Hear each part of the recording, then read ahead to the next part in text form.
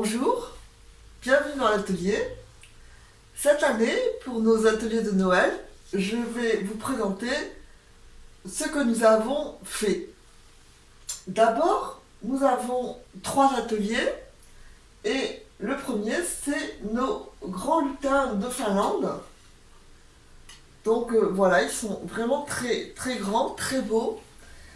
Et là, vous voyez, vous avez un lutin de Finlande qui est patiné acajou et l'autre est patiné chêne.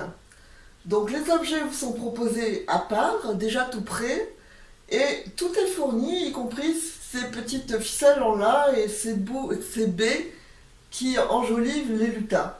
Et les lutins tiennent tout seuls une fois qu'ils sont terminés, vous voyez, vous les déposez comme ça sur votre table ou où vous voulez.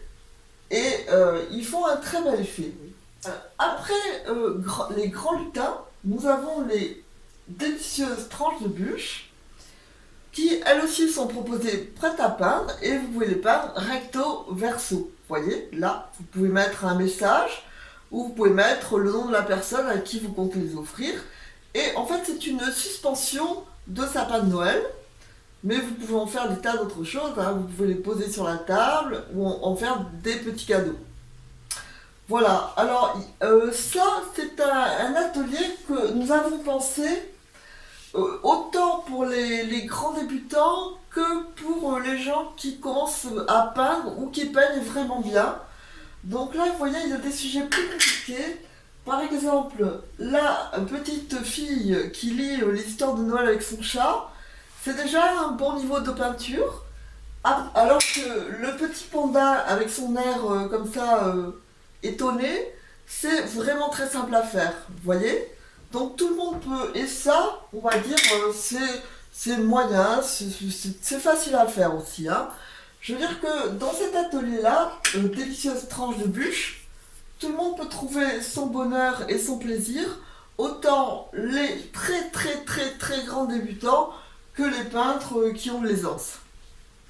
Voilà, alors en dehors du petit renard, de la petite souris avec ses ailes d'ange, et de la petite fille qui lit ses histoires avec son chat et du petit panda, je vais vous proposer ce jour-là des tas d'autres sujets.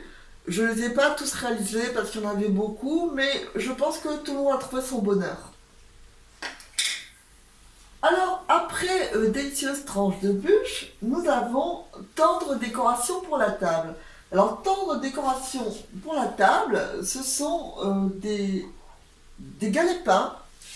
Vous voyez, là, on a des motifs d'ange sur des galets quand même relativement importants. Ils sont pas vraiment petits. Et ils sont très jolis, vous voyez, il y a un perlé à base de petites perles d'or. Les motifs sont très travaillés, il y a de la dentelle.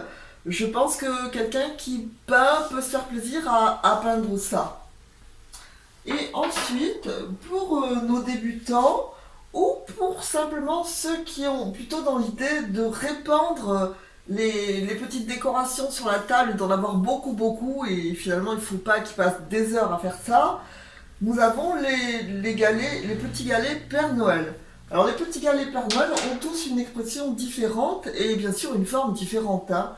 Donc le jeu, c'est d'adapter la physionomie du Père Noël à la forme du galet qu'on a.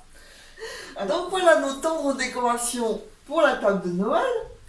Et dans la vidéo suivante, nous avons décidé de vous offrir un tutoriel pour les réaliser vous-même, tout seul, soit que vous ayez envie d'agrandir votre collection de petites décorations, soit que vous ayez besoin d'être vraiment convaincu que c'est très très simple. Voilà, donc place au tutoriel maintenant.